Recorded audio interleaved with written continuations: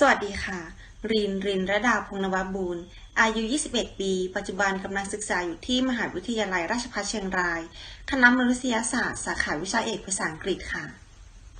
Hello, my name is Rinrada Pungnawabun. I'm 28 years old. I'm studying Faculty of Humanities English major. Thank you.